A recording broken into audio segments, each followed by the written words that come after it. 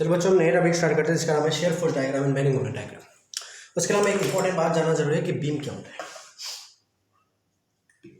Beam क्या होता है? कोई भी एक स्ट्रक्चरल मेंबर जिसका जो क्रॉस सेक्शन है वो बहुत बहुत बहुत ज़्यादा कम है लेंथ से, उसको बीम बोलते हैं। फॉर एग्जाम्पल मान लो कि ऐसा एक स्ट्रक्चर, ठीक है, इसका आपको दिख रहा है कि जो लेंथ है वो इस क्रॉस सेक्शन से काफ़ी कम है, तो इसको मैं बीम बोलूँगा। और बीम जो होता है वो हमेशा ट्रांसवर्शियल लोड मिलता है, तो ऐसे जाएगा इसका लोड्स, सारे लोड्स होंगे इस प्लेन में होंगे, एक्सियल लोड्स नहीं होगा। नॉर्मली जो बीम में आपके फोर्सेस लगते हैं वो ट्रांसवर्शियल लोड लगते हैं, ठीक है। ओके, अब हम इसका क्या करते हैं, अलग अलग पार्ट पे bending moment diagram, shear force diagram बनाते हैं, जिससे हमें पता लगे कि हर एक पार्ट पे कितना कितना उसका वेरिएशन कितना है, और जहाँ पे शेयर फोर्स डायग्राम और बेंडिंग मोमेंट डायग्राम सबसे ज़्यादा होगा उसको हमें सेव करना होगा, क्योंकि उसमें सबसे ज़्यादा स्ट्रेस आएगी।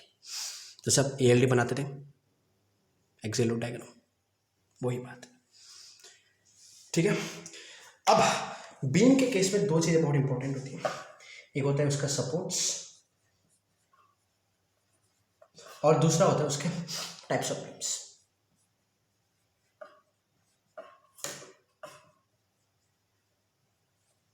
पहले हम सपोर्ट्स पढ़ते हैं, उसके बाद टाइप्स ऑफ बीम पढ़ते हैं, उसके बाद हम देखेंगे साइन कन्वेंशंस। साइन कन्वेंशंस देखने के बाद अलग अलग बीम में हम इसको अप्लाई कर देंगे। अब बीम के टाइप्स हम जब पढ़ेंगे उससे पहले हमें सपोर्ट्स पढ़ना जरूरी है, ठीक है। इसको थोड़ा मैं यूनिफॉर्म बना देता हूँ, ऐसा कुछ, ठीक है। मान लो अभी एक बीम है, ठीक है। ओके, तो मैं सपोर्ट्स की बात करता हूँ। सपोर्ट्स क्या होता है? एक होता है आपका रोलर सपोर्ट, ठीक है। दूसरा आपका होता है हिंज सपोर्ट। तीसरा जो सपोर्ट होता है आपका होता है फिक्स सपोर्ट। ये 3 टाइप के सपोर्ट्स होते हैं। अब जो आपका ये जो रोलर सपोर्ट है, रोलर सपोर्ट की एक खासियत है कि ये हमेशा इसके जो परपेंडिकुलर, रोलर के परपेंडिकुलर जो है फोर्स है सिर्फ आई वेव रेजिस्ट करेगा। इसका खासियत ये है कि ये RX में रेजिस्ट करेगा, RY भी रेजिस्ट करेगा। इसकी खासियत ये है कि मोमेंट भी रेजिस्ट करेगा, RX भी रेजिस्ट करेगा, RY भी रेजिस्ट करेगा। जो आपको ये प्लेन दिख रहा है ये X एक्सिस है, Y एक्सिस है, ठीक है। तो इस XY प्लेन पे ही हम डिस्कशन करेंगे सारे, ठीक है। फॉर एग्जाम्पल आपका बीम है, आपको पता है अगर मैं इसमें फोर्स लगाता हूँ, देखो ये मैंने फोर्स लगाया, अब इस फोर्स लगाऊंगा तो ये तो गिर जाएगा ना। आप खुद ही देखो, अगर मैं ऐसे फोर्स लगाऊंगा तो स्लाइड हो जाएगा, जैसे ये है, इसको फोर्स लगाऊँ तो ये स्लाइड हो जाएगा। इसको फिक्स करने के लिए हम 2 चीज़ लगाते हैं, सपोर्ट लगाते हैं, क्योंकि जो भी चीज़ हम एनालाइज करते हैं सॉम में वो सब स्टैटिक कंडीशन में होता है, इक्विलिब्रियम कंडीशन। तो यहाँ पे मैं 2 सपोर्ट लगा रहा हूँ। अब मैं बीम यहाँ पे फोर्स कर रहा हूँ। अब इन 2 सपोर्ट का काम है कि ये इक्विलिब्रियम में रहे ताकि हम बीम के एनालिसिस कर पाए, ठीक। अब क्या होता है, ये जो सपोर्ट्स है ये कितने टाइप्स की होती है? ये इतने टाइप्स की होती है, ठीक है। अब हम एक एक करके सपोर्ट्स को देखते हैं। फॉर एग्जांपल मैं इस बीम में पहले लगाता हूँ रोलर सपोर्ट, इधर लगाऊंगा रोलर, इधर रोलर। अगर मैं फोर्स यहाँ पे लगाता हूँ F, तो इसके वजह से क्या है, ये रोलर जो है सिर्फ एक डायरेक्शन में फोर्स देंगे, RX RY, ठीक है। अगर मैं हिंज सपोर्ट लगाता हूँ, एक दोनों तरफ लगाता हूँ एक तरफ, तो यहाँ पे मैं ऐसे फोर्स भी लगा सकता हूँ F1 F2, तो ये दोनों F2 रेजिस्ट कर लेंगे। उसके लिए हम क्या करेंगे, इस सेक्शन में PL/A दोनों का डिफॉर्मेशन 0 होगा, एक्सियल लोड डायग्राम बनाना पड़ेगा उसके लिए, ठीक है। तीसरा सपोर्ट जो आता है F2 को आता था, क्योंकि हमारा सिर्फ Y डायरेक्शन हो। तीसरा सपोर्ट जो आता है वो फिक्स सपोर्ट है। फिक्स सपोर्ट कुछ ऐसा होता है। अब क्या करें, फिक्स सपोर्ट जो होगा वो क्या रहेगा, इधर एक मोमेंट भी लगाएगा और वो रेजिस्ट भी करेगा, इधर मोमेंट भी लगाएगा, ये रेजिस्ट भी करेगा, RY डायरेक्शन, X डायरेक्शन होगा तो RX भी लगाएगा, ठीक है। हाँ तो ठीक है, बेसिकली हम क्या है कि ये सारी ही सपोर्ट्स होते हैं जो हम डील करते हैं, और इन्हीं सपोर्ट के परमुटेशन कॉम्बिनेशन से हम अलग अलग बीम बनाते हैं। ठीक है, ये बहुत इंपॉर्टेंट बात है कि अगर मान लो ये मान लो कि ये बीम है, ये बीम मैं यहाँ पे रखता हूँ, इस वाले को फोकस करना, तो इस पे जो फोर्स आएगा ये तो आर वाई लगाएगा, लेकिन इस पे कोई भी मोमेंट नहीं लगेगा, जिसकी वजह से ये ऐसे घूम जाएगा यूँ। इस पे लगाऊंगा, लेकिन इसको अगर मैं ऐसे डायरेक्शन दूंगा तो ये स्लाइड कर जाएगा, यूँ चला जाएगा, क्योंकि रोलर है ना, तो रोलर है। अगर मैं हिंज सपोर्ट की बात करूँ तो मैं अगर ऐसे फोर्स दूंगा, ऐसे दूँ या ऐसे दूँ, यहीं पे रहेगा, क्योंकि आर एक्स को भी रजिस्ट कर रहा है, लेकिन ये कोई मोमेंट को रजिस्ट नहीं करेगा, और मोमेंट का काम आता है घुमाना, ये घूम जाएगा। ठीक है, फिक्स बीम की बात करूँ मैं यहाँ पे, फिक्स बीम का समझने के लिए मैं एग्जाम्पल मिल नहीं रहा, मिलता है सही है। तो ये अगर सिंपली सपोर्टेड होता है घूम जाता, अगर मैं यहाँ पे लगाऊँ तो ये घूमने नहीं दूंगा मैं, तो ये बैंड हो रहा है, आपको दिख रहा है ये बैंड हो रहा है, लेकिन ये कितना बैंड होगा, यहाँ पे जो स्लोप होगा वो जीरो होगा, ऐसे बैंड होगा ये, ऐसे यूँ नहीं बैंड हो जाएगा। तो ऐसे से क्योंकि इसमें मोमेंट लग रहा है, तो मोमेंट लग रहा है मतलब इस वाले प्ले यहाँ पे जो स्लोप है बड़े, ये स्लोप जीरो होगा,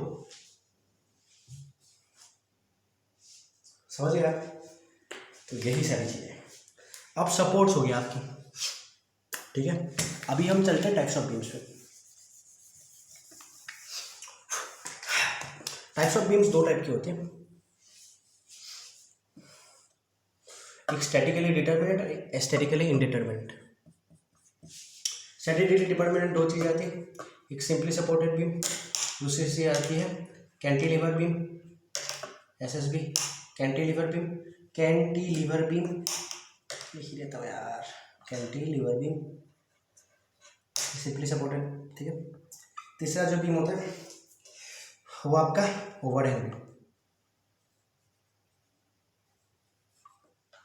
ठीक है, अब क्या होता है स्टैटिकली इनडिटर्मिनेंट, उसमें क्या आता है आपका फिक्स बीम,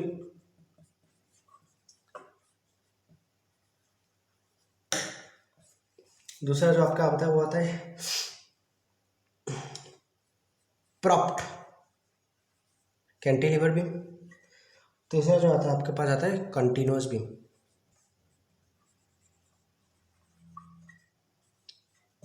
ठीक है, ये सारे टाइप्स की बीम्स होती है। अब इसको एक एक करके हम एनालाइज करते हैं। चलो यही बीम पकड़ते हैं। ठीक है, ओके, ये आपका बीम है। चलो सिंपली सपोर्टेड बीम में क्या होता है ना, इसमें दो सपोर्ट्स होती है, और दोनों क्या होती है हिंज या रोलर। मान लो मैंने एक रोलर लगा दिया, हिंज लगा दिया, अब क्या है कि इसमें जो ट्रांसवर्स लोडिंग होगी एफ होगी। ठीक है, अब क्या होगा, इसका जो रेजिस्टिंग फोर्सेस है वो क्या होगा, एक इसको मैं R1 बोलूँगा, इसको मैं R2 बोलूँगा, तो दूसरे के तो औकात है ही नहीं इसकी, और फोर्स हमेशा वाई डायरेक्शन में लगा रहा हूँ।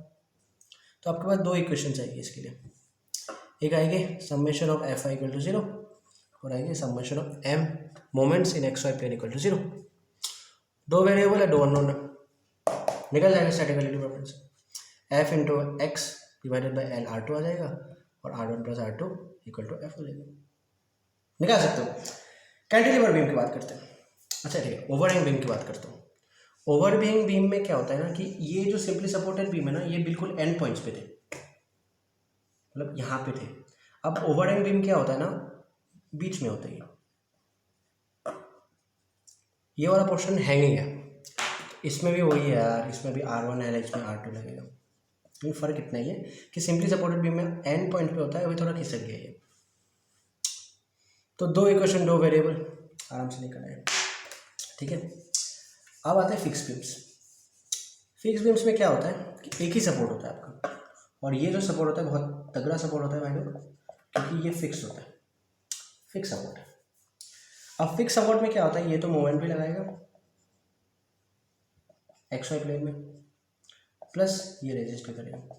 मोमेंट कैसे, इफ एफ का मोमेंट कितना होगा, एफ अगर मैं इसको बोलूँ कि ए डिस्टेंस पे एफ इंटू ए ऐसे लगा रहा है, तो मोमेंट कैसे लगाएगा यू इस डायरेक्शन में, तो इस मोमेंट को ये रेजिस्ट करेगा, प्लस जो आर रिएक्शन लग रहा है वो कितना किसके बराबर होगा, एफ के बराबर।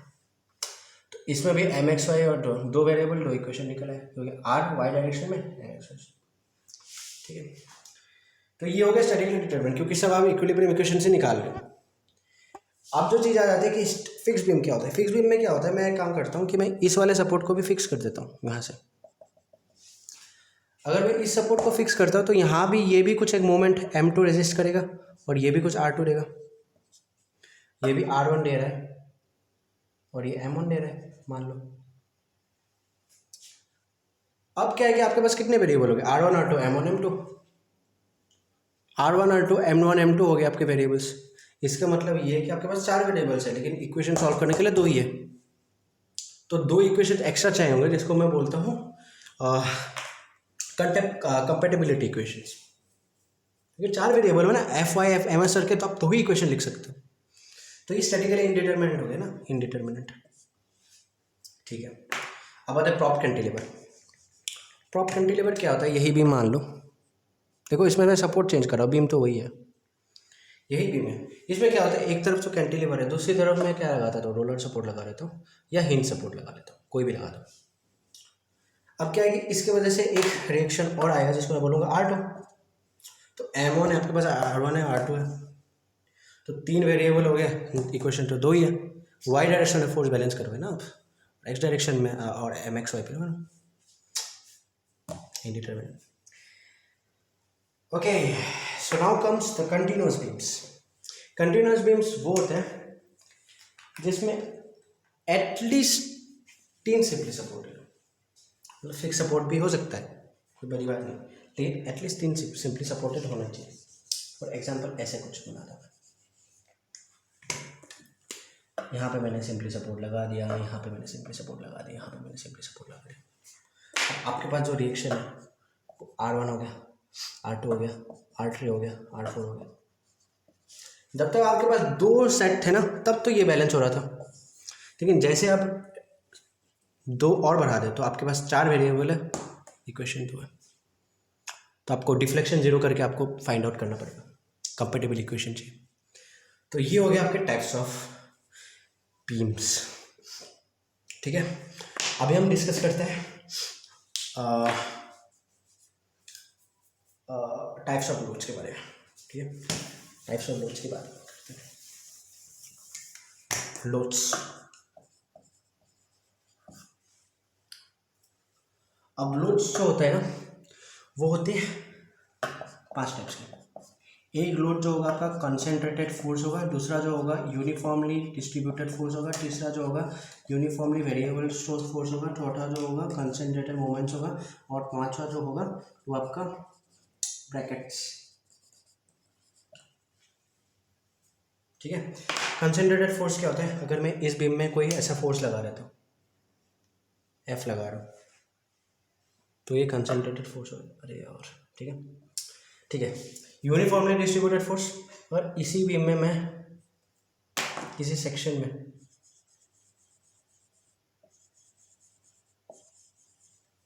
यहाँ पे मैंने फोर्स, मान लो ये डस्टर रख दिया, तो अगर मैं कोई हाथ रखता हूँ तो हर एक पॉइंट जो है फोर्स देगा, तो इसका कोई इंटेंसिटी होगा W, और W को मैं बोलूँगा न्यूटन पर मीटर में होगा, इंटेंसिटी है। तो यूनिफॉर्मली डिस्ट्रीब्यूटेड है ये। अगर मैं L लेंथ की बात करूँ, इतने लेंथ में कितना होगा, बोलूँगा मैं न्यूटन, ये W इंटू जो भी आपका लेंथ है, ये आपका फोर्स होगा। ठीक है, तीसरा चीज़ आता है uniformly variable force. Uniformly variable forces क्या होता है कि मान लो आपका ये बीम है, इस बीम में कुछ ऐसा लोड है,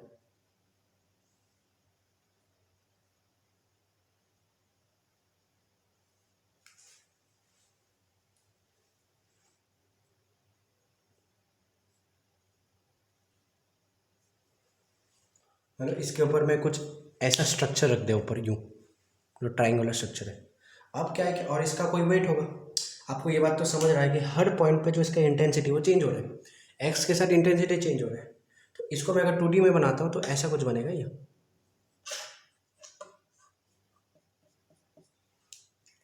तो इस हर एक पॉइंट का अगर मैं एक्स, इसका मैक्सिमम जो है W है, एक्स डिस्टेंस पे चला दो, अगर ऐसे एक्स दिख रहा हो तो W एक्स जो होगा वो W/L इंटू एक्स होगा। ठीक है। अगर मैं मानता हूँ कि इस dx के लिए ये सेम है, तो force at any x would be fx dx by L, and if I integrate throughout the length till L, so FL, F force to dfx, total force I'll get is fx square by 2L, or I can say FL W L by 2, या फिर मैं ऐसे कह सकता हूँ ये W है, ये L है, तो ये जो एरिया बना आपका वो फोर्स देगा। ऐसे लोड जो होता है वो यूनिफॉर्मली वेरिएबल लोड्स होते हैं। अब आता है कंसंट्रेटेड मोमेंट्स। कंसंट्रेटेड मोमेंट्स में क्या होता है, कुछ नहीं होता कि किसी भी पॉइंट पे आप मोमेंट लगा रहे हैं। जैसे मैं अगर ये बीम की बात करूँ, मान लो कि ये सेक्शन है आपका, इस सेक्शन में अगर मैं मोमेंट लगा दिया मैंने, कैसे डायरेक्शन में, क्लॉकवाइज डायरेक्शन, तो कंसंट्रेटेड मोमेंट होगा। ठीक है। अब आता है ब्रैकेट, ये बहुत इंपॉर्टेंट है। ब्रैकेट में क्या होता है ना बच्चों, मान लो कि आपका ये बी है, इस पर क्रॉस, इसमें एक ऐसा मेंबर है, इस पर मैं फोर्स लगा रहा हूँ, ये एफ। ठीक है। अब क्या है कि इसके वजह से ना दो चीज़ें बनी गई। अब दोबारा अगर मैं इसको बनाता हूँ तो इसमें R1 होगा, इसमें कुछ रिएक्शन होगा R2, फ्री बॉडी डायग्राम, और ये जो पॉइंट है ना उसको मैं प्रोजेक्ट करता हूँ यहाँ पे। इस पॉइंट पे ना ये जो F लग रहा है, ये F डायरेक्ट जाएगा, प्लस मान लो कि ये जो डिस्टेंस है ये A है। ठीक है। प्लस F इंटू A आएगा। कौन सा F, इसके बाद कैसे लग रहा था, यू क्लॉकवाइज, तो F इंटू A क्लॉकवाइज आएगा। तो ब्रैकेट ऐसा कोई मेंबर मिल जाए ना, तो इसको हटाने के लिए हमें मोमेंट और फोर्स दोनों लगाने पड़ेगा, लेकिन जो मोमेंट होगा वो कंसंट्रेटेड मोमेंट होगा। ठीक है। और इन्हीं सारी चीज़ें होती हैं। ठीक है। ओके, सो ये सारी चीज़ें देखने के बाद एक आते हैं इंपॉर्टेंट चीज़, साइन कन्वेंशंस, जो कि मैं नेक्स्ट चैप्टर में, नेक्स्ट वीडियो में बात करूँ। Thank you so much for watching.